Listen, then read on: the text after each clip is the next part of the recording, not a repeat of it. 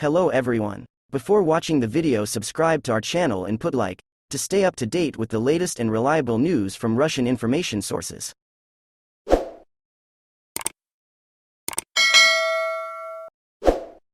Russian oligarch Yevgeny Prigozhin, an ally of President Vladimir Putin and head of Russia's Wagner mercenary group, which is fighting in Ukraine, boasted Monday that he was interfering in the U.S. midterm congressional elections and planned to continue doing so. Prigozhin gained infamy as an operator of internet troll farms and was placed under sanction by the U.S. Treasury Department for his role in meddling in the 2016 U.S. presidential election, using a company he owned, then called the Internet Research Agency, to spread misinformation and sow discord, especially on social media platforms. Asked by Russian media about interference in the midterm elections, Prigozhin replied, "Gentlemen, we interfered. We are interfering and we will interfere. Carefully, precisely, surgically, and in our own way, as we know how to do." His comments were published by his press service on the Russian social media platform VKontakte. "During our pinpoint operations, we will remove both kidneys and the liver at once," Prigozhin said. Prigozhin's provocative remarks, on the day before Election Day in the United States, were impossible to verify.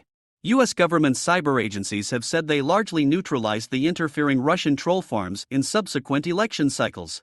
Major social media platforms also have become far more vigilant about policing suspicious content, though Elon Musk's recent large-scale staffing cuts at Twitter have raised questions about whether the company could properly monitor content ahead of Tuesday's vote. Whether Prigozhin's remarks were true, or merely disinformation intended to raise alarm in the United States, they nonetheless reflected how Putin and his supporters view Russia as fighting a multi-front war against the US-dominated, allegedly hegemonic West. Putin and his allies have said that Russia is fighting the United States and other NATO members in Ukraine, and have blamed the West for prolonging the war Putin started. State Department spokesman Ned Price told reporters Monday that Prigozhin probably had Russian leaders' approval before publicizing the claims. His bold confession, if anything, appears to be just a manifestation of the impunity that crooks and cronies enjoy under President Putin and the Kremlin, Price said.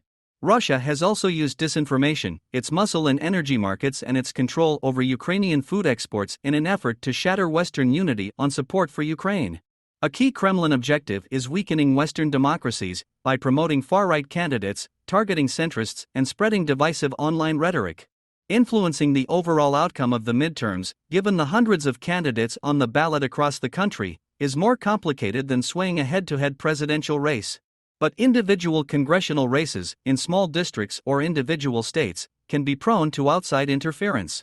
The Treasury Department imposed sanctions against Prigozhin in March 2018 for his role in interfering in the 2016 presidential election, and again in 2019 for meddling in the 2018 congressional elections. In each case, the department cited his role in financing the Internet Research Agency troll farm in St. Petersburg. Britain and the European Union have also imposed sanctions against Prigozhin. The oligarch, who made his fortune through Russian government catering contracts, including for kindergartens, schools, and the military, is known as Putin's chef. He also runs the Fan News Agency, which pushes his agenda, including attacks on his political enemies and praise for his own projects, such as his push into Africa in recent years, offering security services and advice on political manipulation to autocrats in return for access to the continent's resources. After years of denying any link to the Wagner mercenary group, Prigozhin in recent months has openly admitted his association with the private militia, even personally recruiting fighters in Russian prisons, despite the fact that mercenary groups are illegal under Russian law. Wagner mercenaries for months have tried unsuccessfully to push Ukrainian forces out of Bakhmut, in Ukraine's east, a battle that has taken a heavy toll on each side and left the city in ruins, even though Western military analysts have said there is no strategic military logic to pushing to take the city. Bloomberg News reported that the Grafika social media analysis firm had found that a Russian political interference network associated with the Internet Research Agency has been engaged in new political interference, promoting right-wing conspiracy theories with the aim to swing the midterms against Democratic candidates. The latest U.S. sanctions on Prigozhin came in July, related to his Project Lakta, a disinformation campaign he financed that targets audiences in the United States, Europe, and Ukraine. According to the Treasury Department, Project Lakta spends tens of millions of dollars to fund troll farms and other mechanisms of malign influence. Since at least 2014, Project Lakta has used, among other things, fictitious online personas that posed as U.S. persons in an effort to interfere in U.S. elections, according to the Treasury Department. Grafika reported that the Russian network made direct attempts to undermine support for Democratic candidates in Pennsylvania, Georgia, New York, and Ohio, starting in August and September. A prime vehicle was the release of political cartoons, almost certainly intended to go viral. The network comprises a series of fake personas on alt-tech platforms popular with far-right online audiences in the US, including Gab, Parler, Getter, and the discussion forum Patriots Win. These personas routinely spread inflammatory narratives about sensitive cultural and political issues in the US, including vaccines, gun control, racial injustice, and allegations of child sexual abuse. The actors are consistently critical of the Biden-Harris administration, the Grafika report said. The figures in the network also shared articles from right-wing media and screenshots of social media posts accompanied by incendiary political commentary, the report found. It also said online trolls from the Internet Research Agency had targeted Democratic candidates, including Senator Raphael G. Warnock and gubernatorial hopeful Stacey Abrams in Georgia, New York Governor Kathy Hochul, Senate candidate John Fetterman in Pennsylvania, and Senate candidate Tim Ryan in Ohio with racist or inflammatory material.